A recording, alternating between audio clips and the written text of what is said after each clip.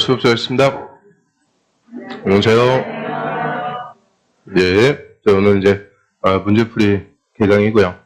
자, 미리 시험도 보셨는데 어떻게 풀만해요? 자, 우리 문제풀이 수업은 일단 요약 정리부터 하고, 그리고 문제집 가지고 그 요약집 찾아오면서 문제풀이 하는 식으로 자, 이렇게 진행을 하고요. 자, 그래서 문제풀이 과정이 이제 우리 정규 과정 마지막 과정입니다. 그래서 당부의 말씀 몇 개 써놨는데요. 자, 일단 우리 기출문제 확실하게 정독해야 된다. 이 기출문제. 자, 이게 제일 중요합니다. 그래서 5, 6월 달에도 중간반에서 기출주문 위주로 쭉 공부를 했고요. 우리 문제집에, 해커스 문제집에도 60% 이상이 다 기출문제예요. 다 기출문제니까 우리 본시험에서도 기출문제가 한 60% 정도 그대로 출제가 됩니다. 그래서 새로운 유형의 문제는 새로 풀기가 상당히 힘들어요. 그래서 새로운 문제가 아니고 기출문제, 이걸 확실하게 정보를 했어야 되고요. 자, 그리고 어떻게 오답 지문을 내 것으로 만들어야 된다. 이렇게 써놨는데, 자, 이제 풀다 보면은 어느 정도 이제 공부가 됐다. 그러면 1, 2, 3, 4, 5. 자, 요 5개 지문을 다 몰라갖고 틀리는 게 아니고요. 꼭 3개는 제껴집니다. 그리고 꼭 2개가 남는데, 자, 요 중에서 4번 갖다 찍으면 5번이 답이고요. 5번 갖다 찍으면 4번이 답입니다. 그리고 나중에는 거꾸로 찍어요. 나중에는 내가 이거 찍으면 이거 답이니까 이거 찍으면 이게 답이에요. 그래서 하여튼 어떻게든 찍으면은 꼭 틀립니다. 둘 중에서 꼭 하나를 찍으면. 그래서 이게 나중에 이제 똑같은 선택지가 주어졌다. 그러면 4번 내가 찍어갖고 틀렸어요. 나중에도 또 4번 찍습니다. 이 개연성이 상당히 높아요. 이 고정관념 때문에 한 번 틀린 문제는 계속 틀려요. 그 맞힌 문제는 내가 나중에 보면 이거 어떻게 맞췄을까 하는데 또 맞히는데 틀린 문제는 또 틀려요. 그래서 이 틀린 문제, 이 문제집을 여러 번 푸는 게 중요한 게 아니고 한 권을 가지고 반복해서 푸는 게 제일 중요합니다. 그래서 맞힌 문제가 중요한 게 아니고 틀린 문제. 1번 문제 틀렸다 그러면 첫 번째 이렇게 X표 하죠. 그 다음에 두 번째 틀렸다 그러면 이렇게 하고 한 4번을 틀려야 돼요. 4번을 틀려야 이게 이제 외워가지고 안 틀리게 돼요. 그래서 이 문제집을 여러 번 푸는 게 중요한 게 아니고요. 한 권을 반복적으로 풀어보셔야 돼요. 그래서 맞힌 문제는 건너뛰고 틀린 문제 위주로 해서 자꾸 풀어보시는 연습을 하셔야 돼요. 그래서 이 틀린 질문 내 것으로 확실하게 만들어야 되고요. 그 다음에 세 번째, 외울 거는 이제 확실하게 외우셔야 됩니다. 암기할 것들. 그리고 공법 숫자 무시할 수가 없어요. 본시험에서도 50%는 숫자가 답입니다. 숫자를 알아야 답을 찾아낼 수가 있고요. 그래서 외울 것들, 공법이 많죠. 검폐율하고 용적률. 특히 검폐율 용적률이 아니고 용도 지역의 순서 21개, 그것도 아직 모르고 있어요. 그래서 검폐율, 용적률, 동의 요건이라든지 이런 숫자 외울 것들은 꼭 좀 외우셔야 돼요. 그래서 할 때 시험 볼 때까지 공법은 암기 과목의 성격이기 때문에 외울 거는 꼭 외워줘야 되고요. 그 다음 실수를 줄여야 된다 했는데 실수. 자, 이게 특히 틀린 거 찾아라 하는 거는 별로 실수를 안 해요. 옳은 거 찾아라. 자, 옳은 거 찾아라 하면은 한 1번, 2번 정도 틀린 거 나왔다. 3번 틀린 거 나오면 요거 딱 체크해버리고 넘어갔고 실수를 줄여야 돼요. 이 실수해갖고 틀리는 게 한 2문제 정도는 됩니다. 우리 시험이 한두 문제 갖고 떨어지는 거죠. 한 10대 문제 차이로 떨어졌다. 미련도 없어요. 그런데 꼭 한 문제 아니면 2문제 차이로 떨어져갖고 이 미련을 갖고 공부하는 게 막 3년, 4년씩 이렇게 갑니다. 그래서 실수를 줄여야 돼요. 그래서 문제집마다 맞는 것은 크게 동그라미, 틀린 것은 X. 이 문제집마다 이렇게 연습하면은 한 1000번 넘게 연습을 하게 되죠. 그래서 맞는 거냐, 틀린 거냐, 이거 실수하고 틀리는 거, 요것만 줄여도 5점 올라옵니다. 5점. 그래서 엄청나게 큰 점수니까 일단 실수 줄이기 위해서 문제집마다 연습 좀 하셔야 되고요. 그 다음 문제풀이 과정은 예습이 필수입니다. 예습. 반드시 예습하셔야 돼요. 그 과정별로 문제 풀어오고 미리 오전에 와서 우리 그래서 문제 또 안 풀어 오르니까 중요한 문제들 뽑아가지고 미리 오셔갖고 시험도 보고 하는 거고요. 그래서 문제풀이 과정은 강의 계획서 맞춰갖고 매일매일 문제를 좀 풀어 오셔야 여기 이제 효과가 있고요. 그래서 이렇게 예습해갖고 8주 동안 충실하게 진행했다. 그러면 웬만한 공법의 문제는 다 풀어옵니다. 하여튼 이 문제집에 거의 다 들어와 있어요. 모든 문제가 거의 다 들어와 있으니까 다른 거 필요 없어요. 이 문제집만 몇 번 반복해서 푼다. 이렇게 생각하시면 되고요. 자, 오늘은 저번 주에 말씀드렸듯이 자, 오늘 국토법.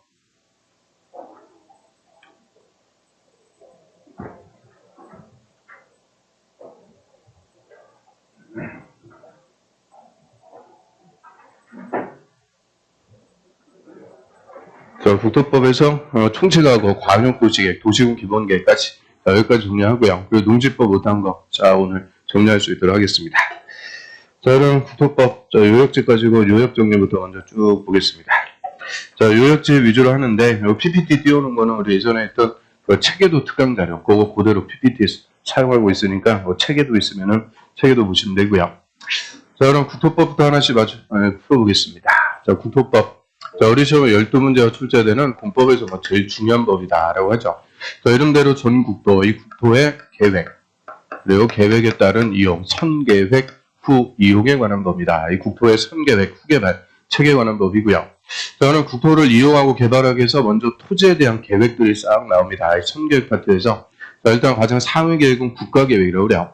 자, 국가계획은 중앙행정기관, 이 중앙행정기관 하면은 국토부 장관. 자, 국토부 장관이 수립하거나 국가의 정책적인 목적을 이루기 위해서 수립해요. 이걸 국책사업 한다고 그러죠. 뭐 4대강 사업. 이런 국책사업하기 위해서 수립하는데 도시군 기본계획이나 도시군 관리계획으로 결정한 사항이 포함되는 계획. 이거 포함되지 않는다 이러면 틀려요. 포함되는 계획이다. 그래서 기본계획, 관리계획이 합쳐가지고 그리고 도시군계획. 그래서 국가계획도 본질은 도시군계획인데 국토부 장관이 국책사업하기 위해서 전 국토를 놓고 수립하는 계획을 국가계획이다라고 하고요. 그 다음 광역도시계획은 광역계획권의 장기발전 방향 제시입니다. 광역이라고 할 때는 하나가 아니고 2개 이상. 그래서 2개 이상의 특별시, 광역시, 시 또는 군. 저희 2개 이상의 특광시군을 하나의 계획군으로 묶어주는 거죠. 그래서 이 특별시하고 광역시, 서울특별시, 인천광역시 묶어갖고 계획권을 지정해줬다. 그럼 2개 관할구역을 묶어줬으니까 광역계획권이다라고 하고요. 저는 광역계획권의 장기발전 방향, 이 2개 도시 간의 기능 분담, 서로 똑같이 개발하지 말고 기능을 분담해서 한번 개발시켜보자. 장기적인 발전 방향 제시하고요. 그럼 국가계획하고 광역도시계획, 얘들은 무조건 수립하는 일반적인 계획이 아니죠. 국가계획은 국토부 장관이 국책사업하기 위해서 특별히 수립하고요. 광역도시계획은 광역계획권이 지정됐을 때만 수립하는 특수계획이다라고 합니다. 자, 일반에서 우리 국토에 빠짐없이 수립되는 일반적인 계획을 도시군계획이라고 하고요. 일단 도시군 하면은 특별시, 광역시, 그리고 특별자치시하고 특별자치도, 세종시하고 제주도는 생략하고요. 그리고 시 또는 군, 그래서 특광시군, 관할구역을 줄여갖고 도시군이라고 하고요. 특광시군, 특히 여기서 군이라고 할 때 첫 번째 논점이죠. 광역시 안에 군은 제외입니다. 시군이라고 할 때 광역시에 있는 군은 제외. 이유는 그 광역시가 계획을 수립하는 대상이죠. 우리 인천광역시 강화군, 요거는 따로 계획 수립하는 대상이 아니다. 백이고요. 그럼 시 또는 군이라고 할 때 여기서 시군은 어디 안에? 도 안에 시군을 얘기하죠. 경기도 같은 도에 있는 시군이요. 원래 이 광역지자체 하면은 특별시, 광역시 도인데 이 도는 계획을 수립하기에는 범위가 너무 넓어져요. 그래서 도 안에 시하고 군으로 가는 거죠. 그래서 특광시군, 관할구역 단위로 수립하는 계획을 우리가 도시군 계획이라고 하고요.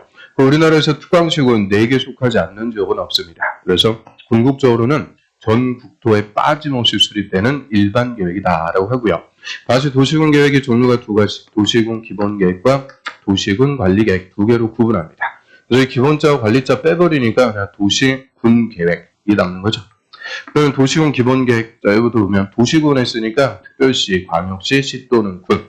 그러면 특광시군 관할구역에 이 기본자 붙는 것도 장기 발전 방향 제시.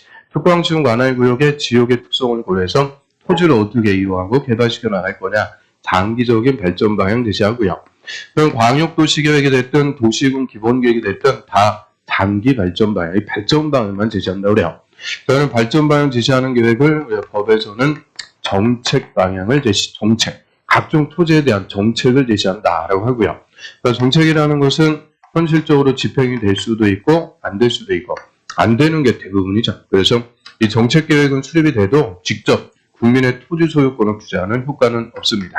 자, 이런 계획을 우리가 비구속적 행정계획, 우리한테 아무 구속력이 없다, 비구속적 계획이다라고 하고요.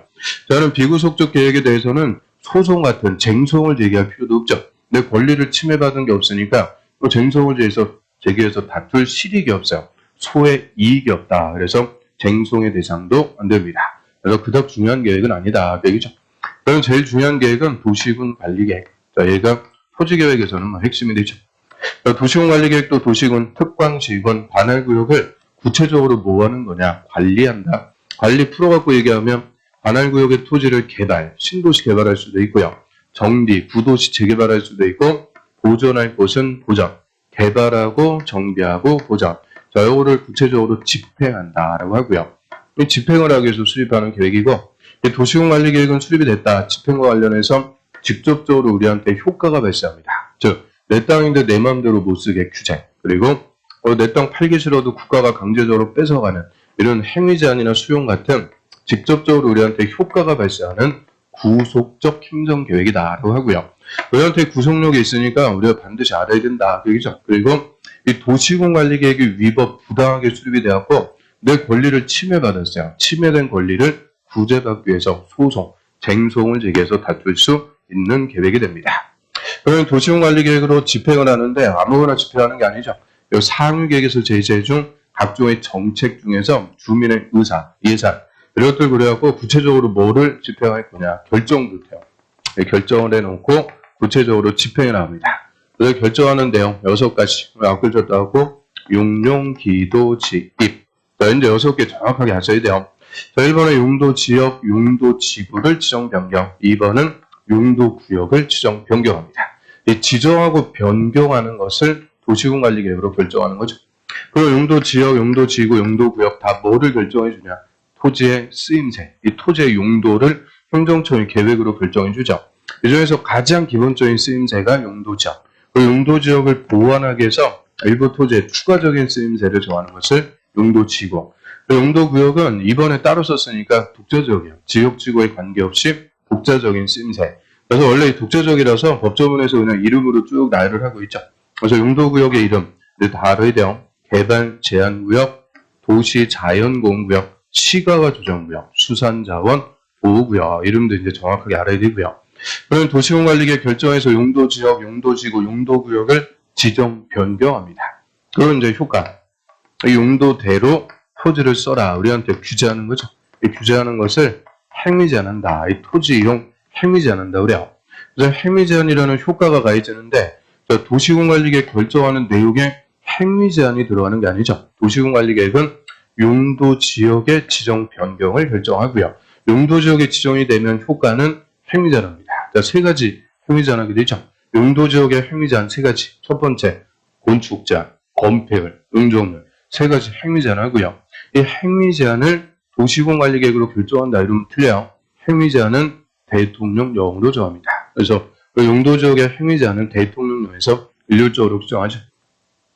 그 다음 용도 지구가 지정이 됐다. 용도 지구는 용도 지역의 행위 제한을 강화 또는 완화합니다. 용도 지역의 행위 제한을 더 세게 할 수도 있고 완화 풀어줄 수도 있는데 주로 용도 지구는 건축을 제한해요. 건축, 건물의 높이, 구조, 외관 이 건축 제한을 통해서 용도 지역을 보완해주는 역할을 하고요.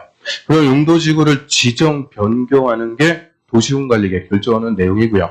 자, 용도 지구의 지정 효과, 건축 제한. 이 건축 제한은 도시공관리계획으로 결정한다 이러면 틀려요. 용도지구의 건축 제한은 원칙 도래로 정합니다. 도래로 지자체가 알아서 정하게 되죠.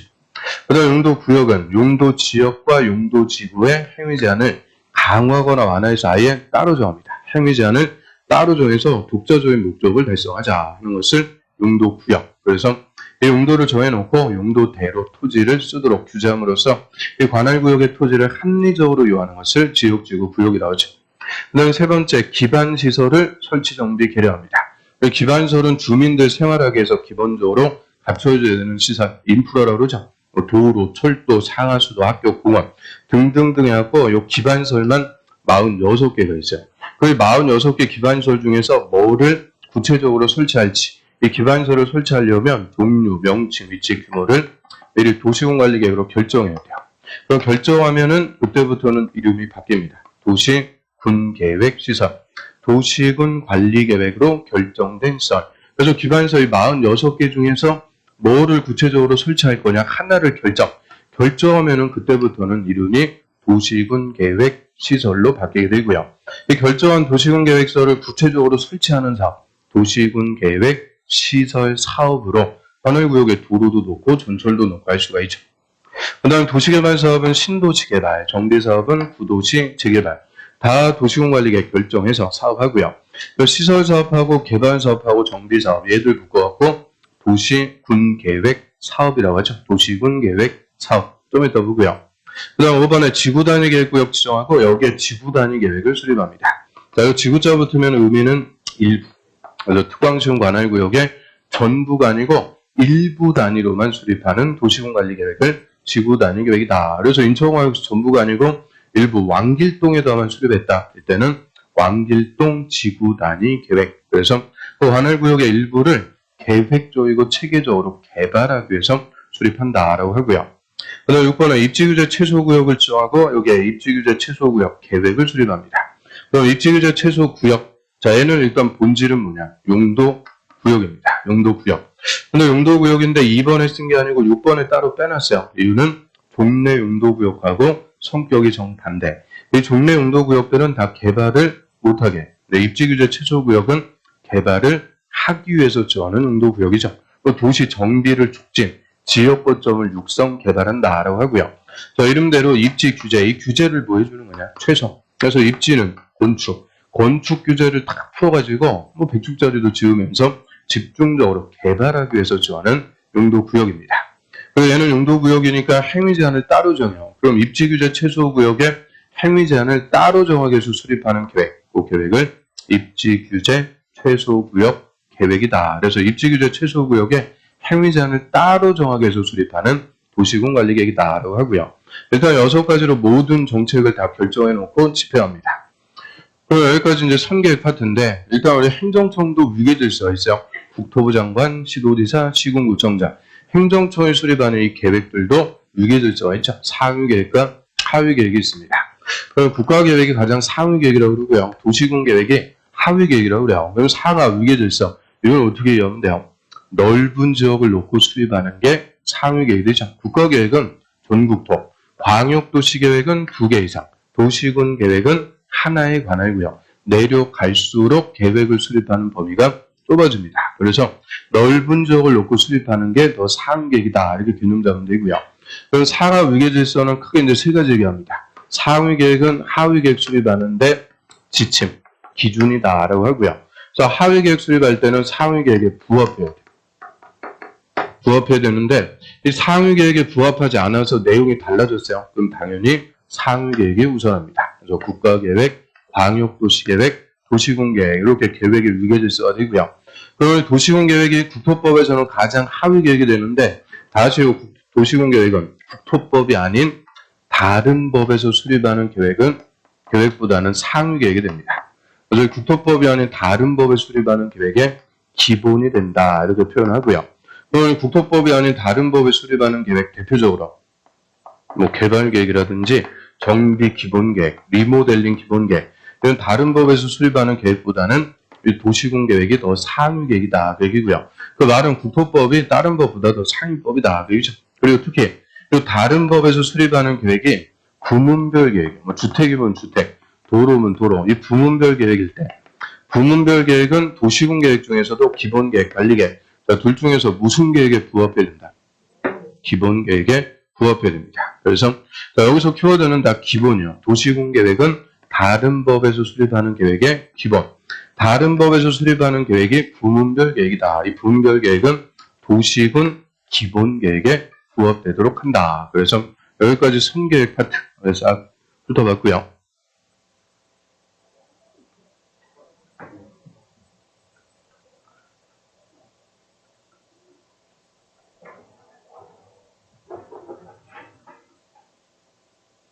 그 다음에 기반설, 얘는 24회부터 28회까지는 5년간 우리 시험에서 읽어먹었죠. 그래서 기반설, 크게 교통설부터 환경기술설까지 7가지로 분류해놓고 종류들이 쭉 열거가 됩니다. 그럼 1번에 교통설, 이 교통설은 교통 관련되니까 도로, 철도, 항만, 공항, 주차장, 그리고 자동차 정류장. 그리고 자동차 정류장은 터미널이라고 그랬죠. 고속버스 터미널, 화물 터미널 이런 것들 다 교통설이 되고요. 그 다음 공간시설, 일정한 공간을 차지하는 것들, 광장, 공원, 녹지, 유원지, 뭐 공공공치 이런 것들. 그 다음 유통공급설은 공급하는 시설들, 수도, 전기, 가스, 열공급 설비, 그리고 공동구. 자, 이 공동구도 다 유통공급설이 되죠. 그럼 특히 공동구. 자, 지하 및 설물을 공동 수용하기 위해서 지하에 설치하는 시설물을 얘기하고요. 개발구역이나 정비구역의 면적이 200만 초과할 때 이때는 공동구도 다 의무적으로 설치합니다. 그 다음 공공문화체육시설 학교, 공공청사 문화시설, 체육시설. 그래서 아까 졌다고 공공문화체육시설. 근데 학교가 뭡니까? 학교 또 떠오르는 거 없으니까 학교는 공공문화체육시설. 그 다음 방제설요. 25회 때는 단독기천. 방제설은 재해를 예방하기 위한 시설이죠. 하천, 홍수 예방, 유수지, 저수지, 가뭄 예방, 방화, 방풍, 방수 설비 또는 뭐 사방 설비 같은 거, 사방 설비, 산사태 방지 이런 것들 다 방제설이 되고요. 그다음 보건위생설은 또 28회 때 정답. 이 보건위생설은 죽는 거죠. 장사시설, 장례식장, 화장장, 낙골당, 도축장, 뭐 조합병 이런 것들 다 죽는 것 관련되면 보건위생설. 그다음 환경기초시설이 맨 밑에 있어갖고 두 번이나 답이죠. 하수도. 자, 이거 딱 스타트였어요. 상하수도는 유통공급설이다. 이러면 틀리죠. 상수도는 유통공급, 하수도는 환경기초시설.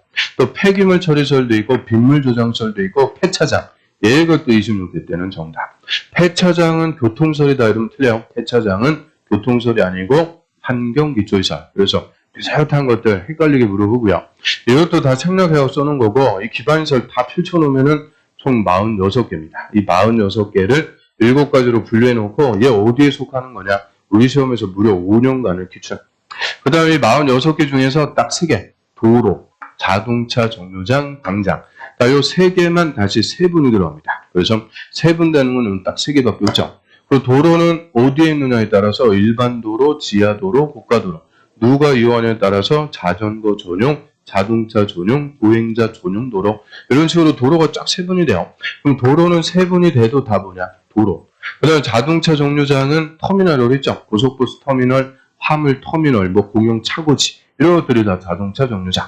광장은 교통광장, 뭐 경광광장, 건물 부설광장 뭐 이런 식으로 다 세분이 됩니다. 그래서 27회 때는 요 갖고 나왔죠. 자동차 정류장의 세분으로 틀린 것은 그럼 자동차 정류장의 세분 정답이 교통광장이었죠. 교통광장. 교통광장은 광장이지 자동차 정류장이 아니죠. 그래서 뭐 세분되는 게 어려운 게 아니고 세분되는 게 딱 3개. 도로, 자동차 정류장, 광장. 그리고 이 46개 기반시설 중에서 하나를 설치하기로 결정. 그럼 그때부터 그 한 개는 도시군 계획시설. 그래서 절대 이 기반시설하고 도시군 계획시설하고 다른 말이다. 이렇게 개념 잡아야 돼요. 기반시설은 얘들을 다 통칭하는 거고 그 중에서 하나를 결정하면 도시군 계획 시설이 되죠.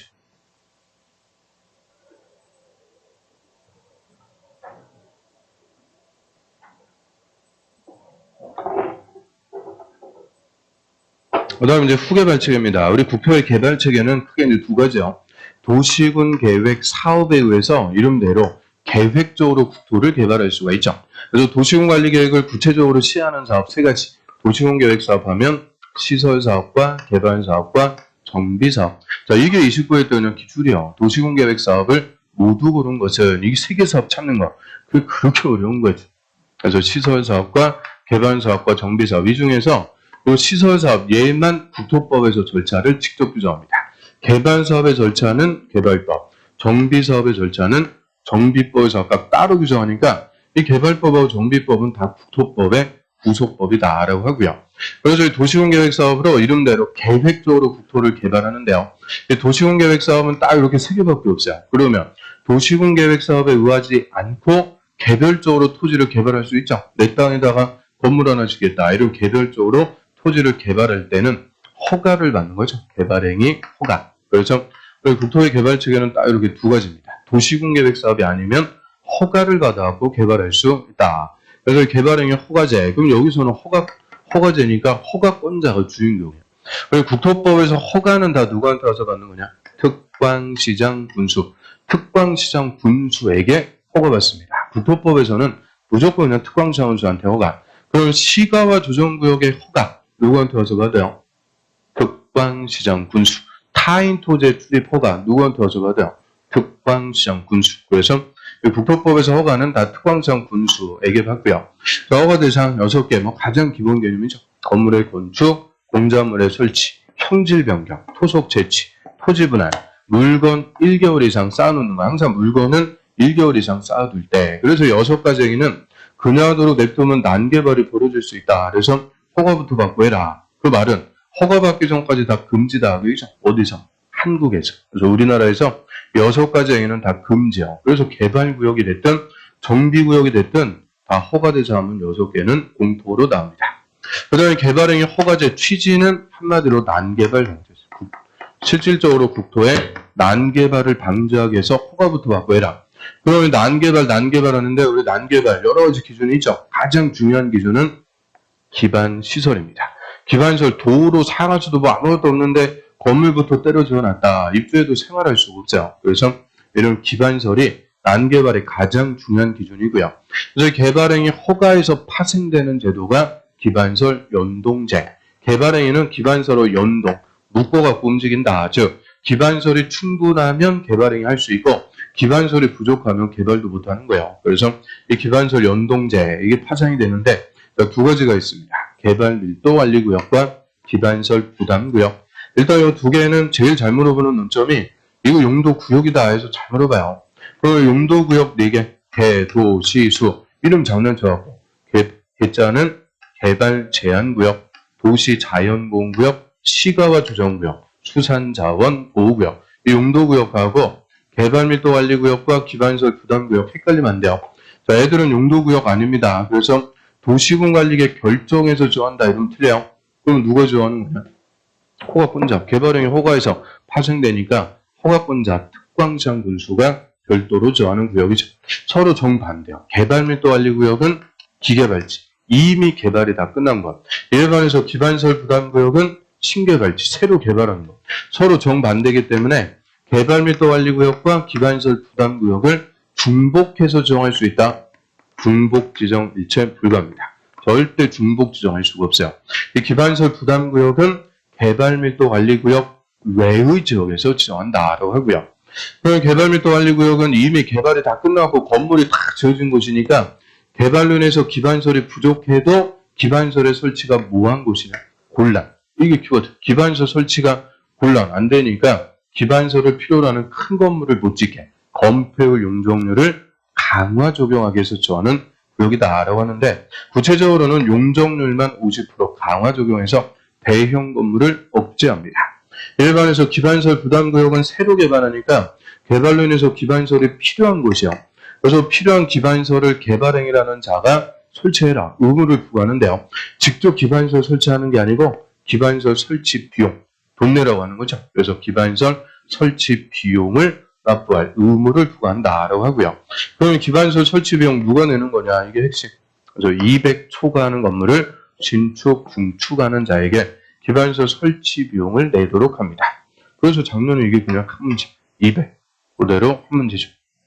그 다음에 좀 전에는 이 기반시설 부담구역에서 딱 국토법이 끝났는데 올해 또 신설된 제도가 이거죠. 성장관리계획. 자, 얘가 좀 전에 작년까지는 성장관리 방안이라고 해서 허가의 기준으로 그냥 별도로 별로 뭐 그닥 중요하게 취급한 게 아닌데 자, 올해부터 성장관리 계획으로 바뀌어갖고 별도의 하나의 절로 편성이 되었고 아주 중요하게 취급합니다. 그래서 성장관리 계획.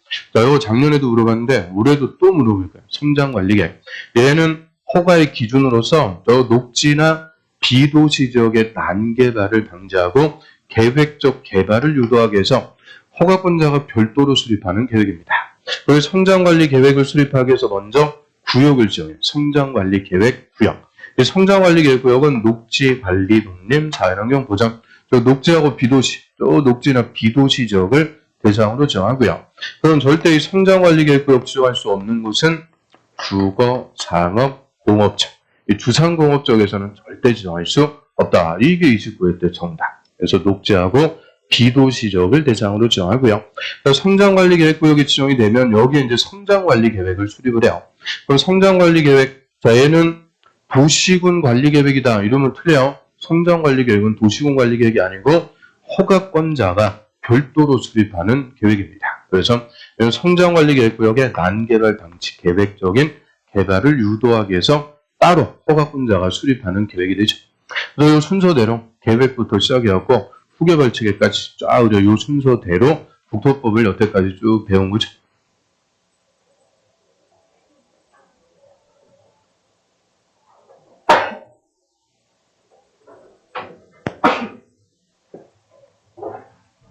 그다음에 광역도시계획하고 도시군 기본계획 싹 먼저 정리 좀 하겠습니다. 자, 광역도시계획부터 하나씩 볼까요?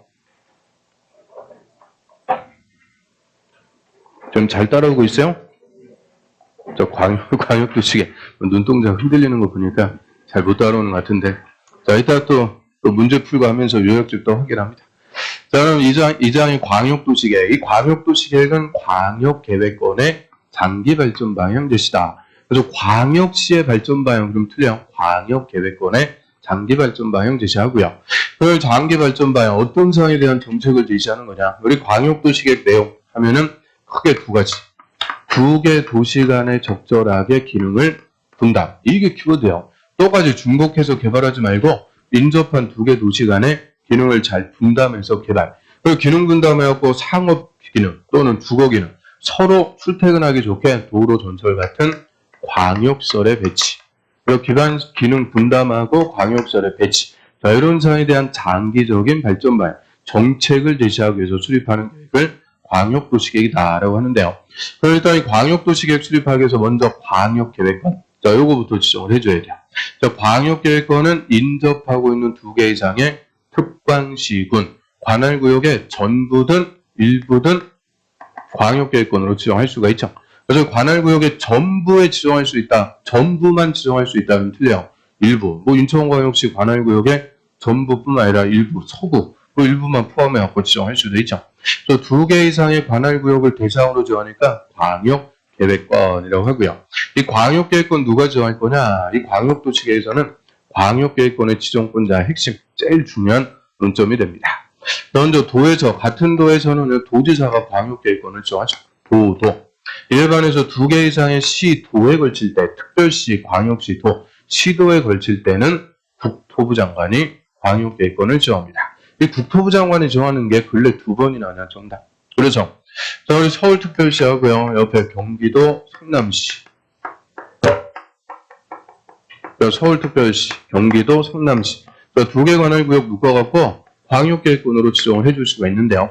그럼 요거는 누가 지정하는 거냐? 서울특별시, 경기도, 시도에 걸치니까 시도지사 위에 국토부 장관이 광역계획권으로 지정을 할 수가 있죠. 그 다음에 성남시 옆에 또 용인시. 성남시하고 용인시 묶어갖고 얼마든지 광역계획권으로 지정할 수가 있고요. 그럼 성남시, 용인시는 다 경기도 관할구역이니까 그냥 도지사가 광역계획권으로 지정할 수가 있죠. 그래서 도에서는 도지사, 시도에 걸칠 때는 국토부 장관. 그래서 이 광역계획권 지정권자는 딱 이 두 명입니다. 도지사하고 국토부 장관. 이 두 명을 찾는 게 그렇게 어려운 거죠. 그래서 도지사, 국토부 장관, 도에서는 도지사, 시도에 걸치면 국토부 장관. 그러니까 광역계획권 지정하는 절차는 의심 지정이라고 그래요. 의견 듣고 심의 거쳐갖고 지정, 의심 지정. 그러니까 국토부 장관이 지정할 때 시도지사, 시장원수 의견 다 듣고 도시계획위원회 심의 거쳐갖고 지정하는데 국토부 장관이 할 때는 다 앞에 뭐 붙여주는 거냐? 중앙. 국토부 장관이 중앙행정처이니까 중앙도시계획위원회 심의 거친다고 그래요. 도지사가 지정할 때는 지방도시계획위원회 심의. 그래서 국토부 장관은 특히 중앙자 꼭 붙여야죠. 그래서 의심 지정, 의견 듣고 심의 거쳐갖고 지정 했으면 이제 통보합니다. 여기서 통보는 알려주는데 의미는 명령이요. 광역계획권 지정했으니까 광역도시계획 수립하세요. 명령. 그 명령에 따라서 이제 광역도시계획 수립하죠. 자, 일반적으로는 이 계획의 수립권자가 제일 중요한 논점입니다. 계획을 누가 수립하는지.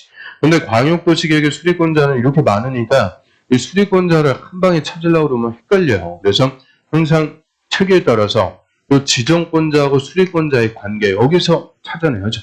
그럼 광역계획권을 지정해서 광역도시계획 수립. 그럼 누가 높은 사람이냐? 지정권자. 상급 행정청이고요. 명령에 따라 수립하니까 수립권자는 하급 행정청, 상하 위계질서로 찾아내야죠. 그럼 도에서는 광역계획권 같은 도에 속한다. 도에서는 도지사가 광역계획권을 지정하죠. 자, 요거부터 항상 찾아야 돼요. 도지사가 지정했으니까 수립은 도지사 밑에 시장, 군수, 공동 수립. 그리고 시장원수는 다시 도지사한테 와서 승인받습니다. 이게 가장 원칙적인 체계가 되죠. 그러면 경기도에서 성남시, 용인시 묶어갖고 도지사가 광역계획권 지정, 광역도시계획은 누가 수립해야 돼요? 성남시하고 용인시랑 시정 둘이서 공동으로 수립해서 다시 도지사한테 와서 승인받아라. 그래서 이게 가장 원칙적인 체계죠. 그 다음 광역계획권이 두 개 이상의 시도에 걸쳐요. 시도에 걸칠 때는 국토부 장관이 광역계획권을 지정. 국토부 장관이 정했으니까 수립은 국토부 장관보다 밑에 시, 도지사가 공동 수립. 다시 시도지사는 국토부 장관한테 승인받습니다. 이게 원칙적인 체계. 그러면 서울특별시, 경기도, 성남시 묶어갖고 국토부 장관이 광역계획권 지정. 여기에 광역도시계획은 누가 수립해요? 특별시하고 성남시하고는 안 되죠. 특별시하고 같은 급이 도지사, 시, 도지사가 공동 수립해갖고 국토부 장관한테 승인받습니다. 근데 이 시도지사 수립할 때 이해 당사자 성남시장의 의견을 듣는 거죠. 수립은 시도지사가 수립해서 국토부 장관한테 승인. 그래서 광역계획권을 지정하는 모습이 두 개니까 광역도시계획의 수립권자도 원칙 이렇게 2명 나옵니다. 이게 원칙적인 수립권자. 시장원수가 수립해서 도지사한테 승인. 시도지사가 수립해서 국토부 장관한테 승인. 그런데 시장원수가 같이 해주세요 요청을 해요. 시장원수가 요청하면 이 시장군수하고 도지사가 공동 수립할 수도 있어요. 또 시도지사가 같이 해주세요 요청하면 시도지사하고 국토부 장관이 공동 수립도 가능합니다. 그래서 원칙적인 지정권자하고 수립권자가 공동 수립도 할 수 있다. 그래서 시장원수는 도지사, 시도지사는 국토부 장관하고 공동 수립도 하는. 그런데 절대 시장군수가 국토부 장관하고 공동 수립할 수 있다. 이건 없어요. 그래서 시장군수는 도지사, 시도지사는 국토부 장관. 자, 그런데 예외적으로 도지사하고 국토부 장관, 이 지정권자가 직접 수립하는 경우가 또 2개씩 있어갖고 이게 헷갈리는 거죠. 그럼 도지사가 수립하는 경우가 2가지입니다. 첫 번째, 시장군수가 협의해갖고 요청. 시장군수가 우리끼리 절대 안 되니까 그냥 해주세요. 협의해서 요청하면 도지사가 단독 수립할 수가 있고요.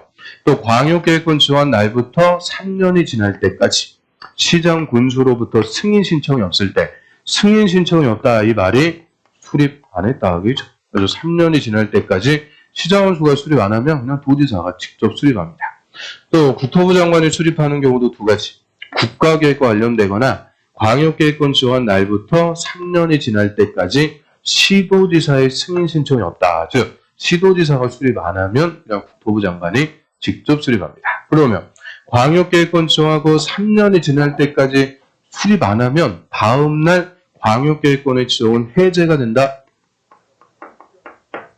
없습니다. 그래서 광역계획권은 대표적으로 우리 국토법의 실효나 해제하고는 관계가 없죠. 3년 내 원칙적인 수립권자 수립 안 하면 지정권자가 직접 수립합니다.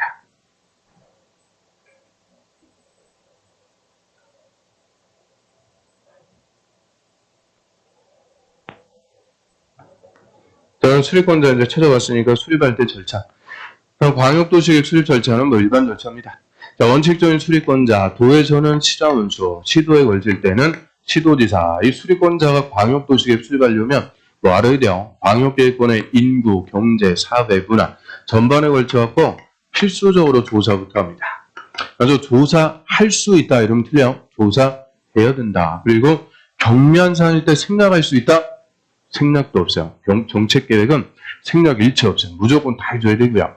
그 다음에 또 주민의 의견 듣습니다. 비구속적 계획에서는 주민의 의견 정치가 공청회. 공청회를 개최해서 주민과 전문가 의견 한 방에 싹 듣고요.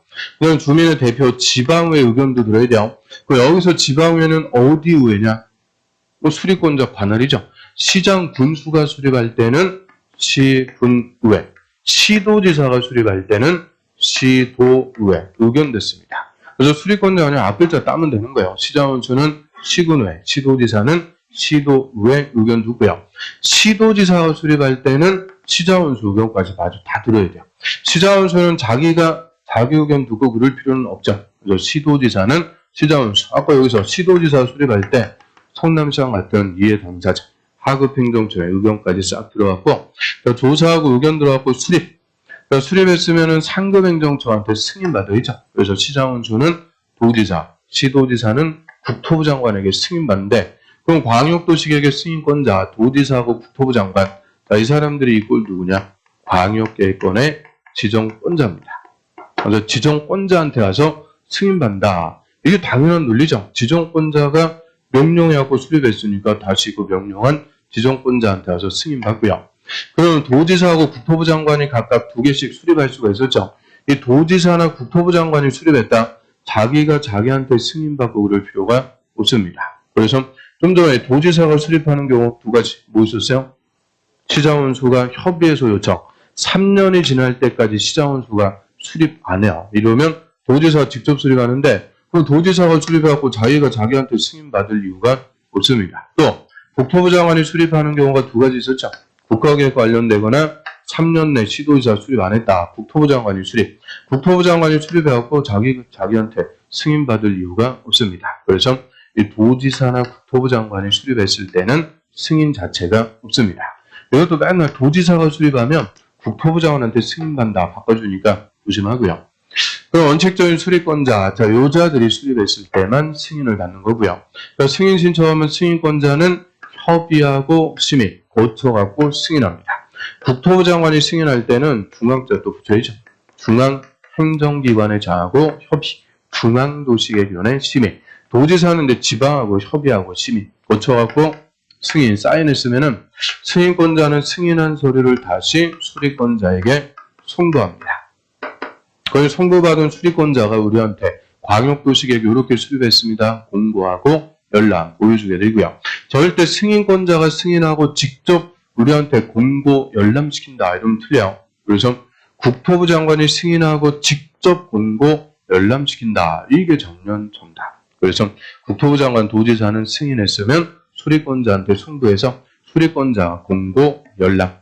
그다음에 숫자만 보면 공청회 개최하는데요. 며칠 전까지 공고해줘라. 14일. 14일 전까지 일시, 장소, 목적 공고해서 우리한테 알려주도록 하고요.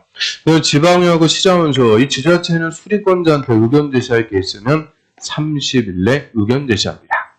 또 협의 요청을 받은 행정기관의 장도 30일 내 의견 제시. 송부받은 수립권자가 공고하고 열람 기간 30일 이상. 이 비구속적 계획은 30일 이상만 우리한테 열람을 시켜주면 되죠. 그래서 이 계획 쪽에서 숫자만 오면 다 30일인데요. 이것만 공청회만 14일이 됩니다. 그 다음에 수립 기준. 자, 계획의 기준은 국토부 장관이 정합니다. 이 계획별로 수립권자, 이방권자 다 달라도 항상 기준은 국토부 장관. 그럼 국토부 장관이 광역도시계획 수립 기준 정할 때 포괄적이고 계략적으로 수립하도록 하죠. 포괄적, 계략적 수립. 자, 이게 원칙. 그럼 포괄적, 계략적으로 대강만 정의라고 하죠. 이런 장기 발전 방향 제시하는 계획을 너무 구체적이고 상세하게 수립하면 사회 여건이 조금만 바뀌어도 다 뜯어오셔야 돼요. 그래서 이 장기 발전 방향 제시하는 계획들은 포괄적, 계략적으로 수립하도록 합니다. 그다음 기준, 상위계획, 국가계획에 부합해야 되고요. 광역도시계획, 도시군계획이 국가계획과 다르면 상위계획, 국가계획이 우선합니다. 그 다음에 광역도시계획은 장기 발전 방향 제시하는 계획인데 5년마다 타당성 검토가 없어요. 타당성 검토에서 고친다. 이런 게 없습니다. 왜 없어요? 그냥 없다. 그래서 이 광역도시계획 바꾸면 밑에 계획 쪼르륵 다 바꿔야 됩니다. 그래서 이 광역도시계획은 장기 발전 방향 제시하는 계획이지만 별도로 타당성 검토를 두고 있지 않다. 그래서 이 광역도시계획까지 한번 훑어봤고요. 좀 쉬었다가 도시군 기본계획 여기서 한번 보겠습니다.